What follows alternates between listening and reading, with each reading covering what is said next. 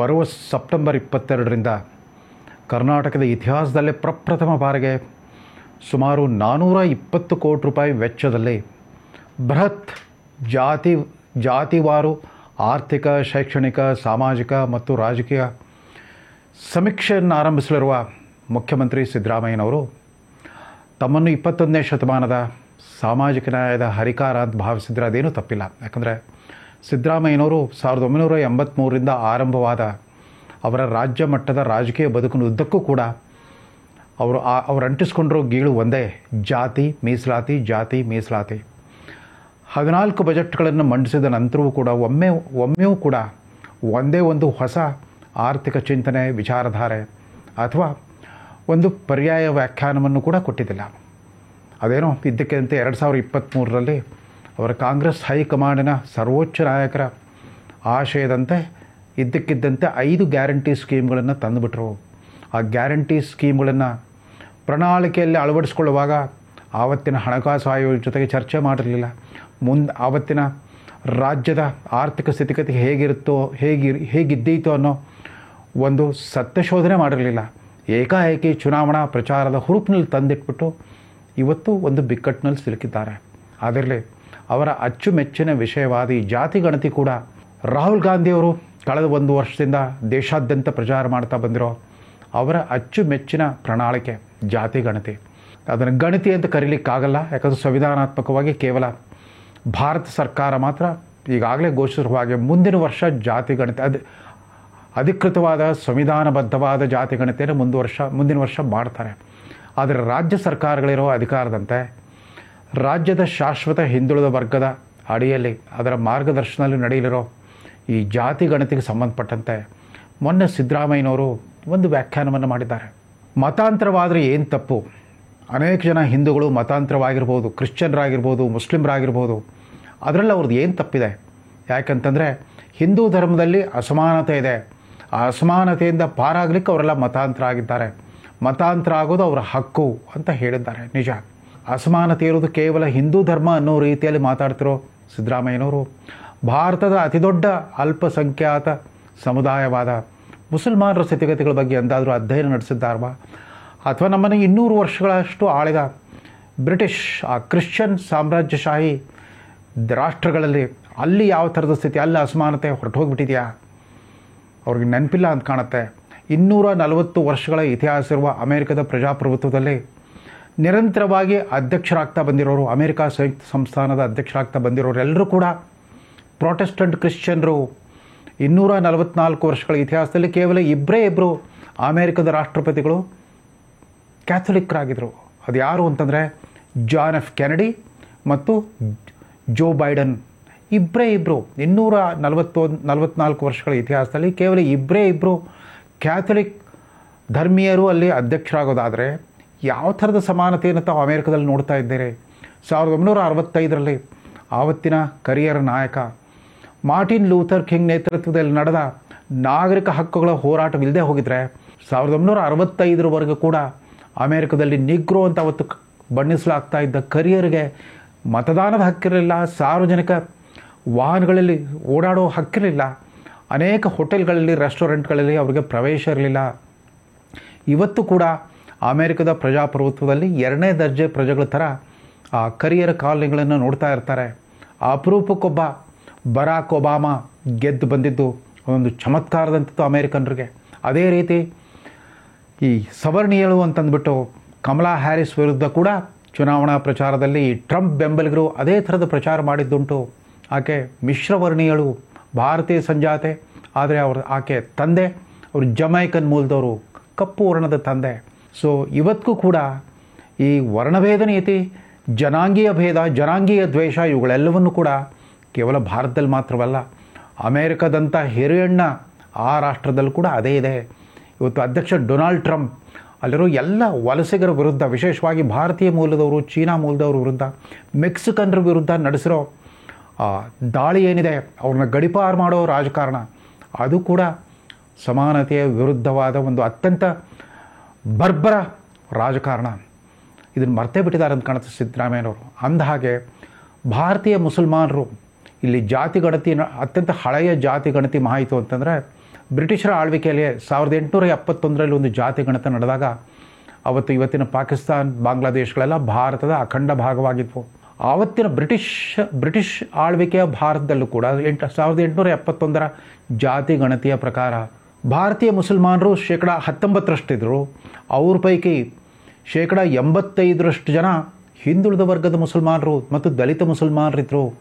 ಕೇವಲ 15% ಮಾತ್ರ ಅವತ್ತು ಸವರ್ಣೀಯ ಮುಸಲ್ಮಾನರಿದ್ರಂತೆ. ಸಿದ್ದರಾಮಯ್ಯನವ್ರಿಗೆ ಗೊತ್ತೇ ಇಲ್ಲ, ಭಾರತೀಯ ಮುಸಲ್ಮಾನರಲ್ಲೂ ಕೂಡ ಶ್ರೇಣೀಕೃತ ವ್ಯವಸ್ಥೆ ಇದೆ, ಅಲ್ಲಿಯೂ ಅಸಮಾನತೆ ಇದೆ. ಹೀಗೆ 3 ವರ್ಷಗಳ ಹಿಂದೆ 2022ರ ಅಕ್ಟೋಬರ್ನಲ್ಲಿ ಅಂತ ಕಾಣುತ್ತೆ, ಹೈದರಾಬಾದ್ನಲ್ಲಿ ನಡೆದ ಭಾರತೀಯ ಜನತಾ ಪಕ್ಷದ ರಾಷ್ಟ್ರೀಯ ಕಾರ್ಯಕಾರಿಣಿಯಲ್ಲಿ ಭಾರತದ ಪ್ರಧಾನಮಂತ್ರಿಯಾಗಿ ಇದೇ ಮೊದಲ ಬಾರಿಗೆ ಪಸ್ಮಂದಾ ಮುಸ್ಲಿಮಾನರ ಬಗ್ಗೆ ಮಾತಾಡಿದರು ಪ್ರಧಾನಿ ನರೇಂದ್ರ ಮೋದಿ. ಈ ಪಸ್ಮಂದಾ ಮುಸ್ಲಿಮರು ಅಂತಂದರೆ ಶೂದ್ರರು ಮತ್ತು ಅತಿಶೂದ್ರರು ಅಥವಾ ದಲಿತ ಮುಸ್ಲಿಮರು. ಭಾರತದ ಮುಸ್ಲಿಂ ಸಮಾಜದಲ್ಲಿ 3 ಶ್ರೇಣೀಕೃತ ವರ್ಗಗಳಿವೆ. ಒಂದು ಅಶ್ರಾಫ್, ಮತ್ತೊಂದು ಅಜ್ಲಾಫ್, ಮತ್ತೊಂದು ಅಲ್ಜರ್. ಈ 3 ಅಶ್ರಾಫ್ ಅಂತಂದರೆ ಸವರ್ಣೀಯ ಮುಸಲ್ಮಾನರು, ಅವರೆಲ್ಲ ಶೇಖ್, ಸೈಯದ್, ಪಠಾಣ್ ಅಂತ ಹೆಸರಿಟ್ಕೊಂಡಿರ್ತಾರೆ. ಉಳಿದಂತೆ ಈ ಖುರೇಶಿಗಳು, ಅನ್ಸಾರಿಗಳು ಅಂದರೆ ನೇಕಾರರು, ಖುರೇಶಿಗಳು ಅಂದರೆ ಕಟಕರು. ಈ ರೀತಿ ಕುಲ ಕಸುಬುಗಳನ್ನು ಆಧರಿಸಿದ ಇತರ ಹಿಂದುಳಿದ ವರ್ಗ ಶೂದ್ರರೆಲ್ಲರೂ ಕೂಡ ಅವ್ರನ್ನ ಅಲ್ಜಾಫ್ ಅಂತ ಕರೀತಾರೆ. ಉಳಿದಂತೆ ತೀರಾ ಅಸ್ಪೃಶ್ಯರಂತ ಪರಿಗಣಿಸಲ್ಪಟ್ಟ ಈ ಪರಿವರ್ತಿತ ಮುಸಲ್ಮಾನರು ಯಾರಿದ್ದಾರೆ ಅವ್ರನ್ನ ಅಲ್ಜರ್ ಅಂತ ಕರೀತಾರೆ. ಈ ಅಶ್ರಾಫ್, ಅಲ್ಜಾಫ್ ಮತ್ತು ಅಲ್ಜರ್ ಈ 3 ವರ್ಗಗಳು ಇವತ್ತಿಗೂ ಕೂಡ ಜೀವಂತವಾಗಿದೆ ಅನ್ನೋದು ಸಿದ್ದರಾಮಯ್ಯನವ್ರಿಗೆ ಗೊತ್ತಿಲ್ವಾ? ಅವ್ರಿಗೆ ಧೈರ್ಯವಿದ್ದರೆ ಈ ಪ್ರಚಲಿತ ಈ ಉದ್ದೇಶಿತ ಜನಗಣತಿಯಲ್ಲಿ ಈ ಜಾತಿ ಸಮೀಕ್ಷೆಯನ್ನು ನಡೆಸ್ತಾ ಇದ್ದಾರೆ. ಅಲ್ಲಿ ಸ್ಪಷ್ಟವಾಗಿ ಪಸ್ಮಂದಾ ಮುಸಲ್ಮಾನರಿಗೋಸ್ಕರ ಪ್ರತ್ಯೇಕ ಕಾಲಮ್ಗಳನ್ನು ಈಗಲೂ ತಡವಾಗಿಲ್ಲ, ಈಗಲೂ ಅಳವಡಿಸ್ಕೊಳ್ಬೇಕು. ಇನ್ನೂ 1 ವಾರ ಟೈಮ್ ಇದೆ ಅದು ವಿದ್ಯುಕ್ತವಾಗಿ ಶುರುವಾಗಲಿಕ್ಕೆ. ಪಸ್ಮಂದಾ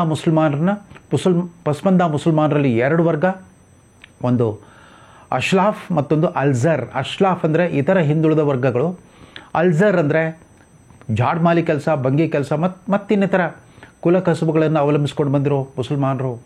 ಅವತ್ತು ನರೇಂದ್ರ ಮೋದಿ ಅವರು ಹೇಳಿದ್ದು 85% ಭಾರತೀಯ ಮುಸಲ್ಮಾನರೆಲ್ಲ ಪಸ್ಮಂದಾ ಮುಸ್ಲಿಮರು.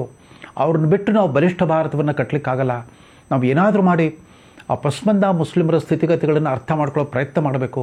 ಅವರನ್ನು ಶೋಷಣೆ, ಅಸ್ಪೃಶ್ಯತೆ, ಅಸಮಾನತೆಯಿಂದ ಹೊರಗೆ ತರೋ ಪ್ರಯತ್ನ ಮಾಡಬೇಕು ಅಂತ ಹೇಳಿದರು. ಸಿದ್ದರಾಮಯ್ಯನವರು ಅದನ್ನು ಕೇಳಿಸ್ಕೊಳ್ಳೇ ಇಲ್ಲ ಅಂತ ಕಾಣುತ್ತೆ. ಅವ್ರಿಗೆ ಎಲ್ರಿಗೂ ಒಂದು ಪ್ರಚಲಿತ ಒಂದು ಮೂಢನಂಬಿಕೆ ಇದೆ, ಭಾರತೀಯ ಮುಸಲ್ಮಾನರೆಲ್ಲ ಮುಸಲ್ಮಾನರು, ಅವರಲ್ಲಿ ಸಮಾನತೆ ಇದೆ. ಅಲ್ಲಿರೋ ಸಮಾನತೆಯಿಂದಾಗಿಯೇ ವಿವಿಧ ಕಾಲಘಟ್ಟಗಳಲ್ಲಿ ಪಾರಂಪರಿಕ ಹಿಂದೂಗಳೆಲ್ಲ ಮುಸಲ್ಮಾನರಾಗ್ಬಿಟ್ರು, ಇಸ್ಲಾಂ ಧರ್ಮವನ್ನು ಸ್ವೀಕರಿಸಿರೋ ಅನ್ನೋ ನಂಬಿಕೆ ಇದೆ. ಅದು ತಪ್ಪು. ಅಲ್ಲೂ ಕೂಡ ಈ ಶ್ರೇಣೀಕೃತ ವ್ಯವಸ್ಥೆ ಇವತ್ತಿಗೂ ನಡೀತಾ ಇದೆ. ಅಲ್ಲಿ ಜನಾಂಗೀಯ ಸಂಬಂಧಗಳು ಕೂಡ ಏರ್ಪಡೋದು ಭಾಳ ಕಷ್ಟ. ಇವತ್ತು ಕೂಡ ನದಾಫ್, ಈ ಖುರೇಶಿ, ಅನ್ಸಾರಿ ಇವರೆಲ್ಲ ನೋಡಿ. ಕಡೆಗೂ ಕೂಡ 1998ರಲ್ಲಿ ಅಲಿ ಅಹಮದ್ ಅನ್ಸಾರಿ ಅನ್ನೋ ಬಿಹಾರ್ ಮೂಲದ ರಾಜಕಾರಣಿ, ಅವರು 2 ಬಾರಿ JDUನಿಂದ ರಾಜ್ಯಸಭಾ ಸದಸ್ಯರಾಗಿದ್ದರು. ಅವರು ಪಸ್ಮಂದಾ ಮುಸ್ಲಿಮರ ಸಂಘಟನೆಯನ್ನು ಸ್ಥಾಪಿಸಿದರು. ಆಲ್ ಇಂಡಿಯಾ ಪಸ್ಮಂದಾ ಮುಸ್ಲಿಂ ಮಹಾಜ್ ಅಂತ, ಅಖಿಲ ಭಾರತ ಪಸ್ಮಂದಾ ಮುಸ್ಲಿಮರ ಸಂಘಟನೆ ಅಂತ ಕಟ್ಕೊಂಡ್ಬಿಟ್ಟು ಅವತ್ತಿಂದ ಇವತ್ತಿಗೂ ಹೋರಾಡ್ತಾ ಇದ್ದಾರೆ. ಯಾಕೆ ಬುದ್ಧ ಧರ್ಮಕ್ಕೆ ಪರಿವರ್ತನೆಗೊಂಡ ಕ್ರಿಶ್ಚಿಯನ್ರಿಗೆ ಪರಿಶಿಷ್ಟ ಜಾತಿ ಮೀಸಲಾತಿ ಸಿಗ್ತಿರುವಾಗ ಯಾಕೆ ದಲಿತ ಮುಸಲ್ಮಾನರಿಗೆ ಸಿಗಬಾರ್ದು? OBC ಮೀಸಲಾತಿ ಯಾಕೆ OBC ಮುಸಲ್ಮಾನರಿಗೆ ಸಿಗಬಾರ್ದು ಅಂತ ಹೋರಾಟ ನಡೆಸ್ತಾನೆ ಬಂದಿದ್ದಾರೆ. ಅವರಿವತ್ತು ಕಾಂಗ್ರೆಸ್ ಪಕ್ಷದಲ್ಲಿ ಇದ್ದರೂ ಕೂಡ ಅವರ ಧ್ವನಿಯನ್ನು ಯಾರೂ ಕೇಳಿಸ್ಕೊಳ್ತಾ ಇಲ್ಲ. ಸಿದ್ದರಾಮಯ್ಯನವರು ಅರ್ಥ ಮಾಡ್ಕೊಳ್ಬೇಕು. ಇವತ್ತು ಬ್ರಿಟನ್ನಲ್ಲಿ ಏನಾಗ್ತಾ ಇದೆ, ಅಲ್ಲೂ ಕೂಡ ಜನಾಂಗೀಯ ದ್ವೇಷ, ವಲಸಿಗರ ವಿರುದ್ಧ ಹಿಂಸಾಚಾರ ನಡೀತಾ ಇದೆಯಲ್ಲ. ಅವರೆಲ್ಲ ಭಾಳ ಸಮಾನತೆ ಮನೋಭಾವದವರ. ಕ್ರಿಶ್ಚಿಯನ್ ಸಾಮ್ರಾಜ್ಯಶಾಹಿಗಳು ಎಲ್ಲೆಲ್ಲಿ ಕಾಲಿಟ್ಟರೋ ಅಲ್ಲೆಲ್ಲ ಬರ್ಬರವಾದ ಒಂದು ದಬ್ಬಾಳಿಕೆ, ದರ್ಪ, ಶೋಷಣೆ, ಸುಲಿಗೆ ಎಲ್ಲವೂ ನಡೆದು ಹೋಗ್ಬಿಟ್ಟಿತ್ತು. 200 ವರ್ಷಗಳ ಕಾಲ ನಮ್ಮನ್ನು ಆಳಿದ ಬ್ರಿಟಿಷರು ಯಾವ ರೀತಿ ಇಲ್ಲಿನ ಸಮಾನತೆ ತೊಡೆದು ಹಾಕೋ ಯಾವ ಪ್ರಯತ್ನವನ್ನೂ ಮಾಡಲಿಲ್ಲ. ಆದರೆ 12ನೇ ಶತಮಾನದಿಂದ ಆರಂಭಿಸಿ ಇವತ್ತಿಗೂ ಕೂಡ ಹಿಂದೂ ಸಮಾಜದಲ್ಲಿ ನಿರಂತರವಾದ ಸಮಾಜ ಸುಧಾರಣಾ ಪ್ರಯತ್ನಗಳು ನಡೆದಿವೆ.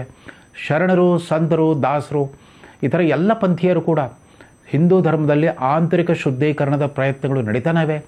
ಆಂತರಿಕ ಸಮಾಜ ಸುಧಾರಣೆಯ ಆಂದೋಲನಗಳು ದೊಡ್ಡ ಪ್ರಮಾಣದಲ್ಲಿ ನಡೀತಾನೆ ಇವೆ, ಪರಿಣಾಮಕಾರಿಯಾಗಿಯೂ ಇವೆ.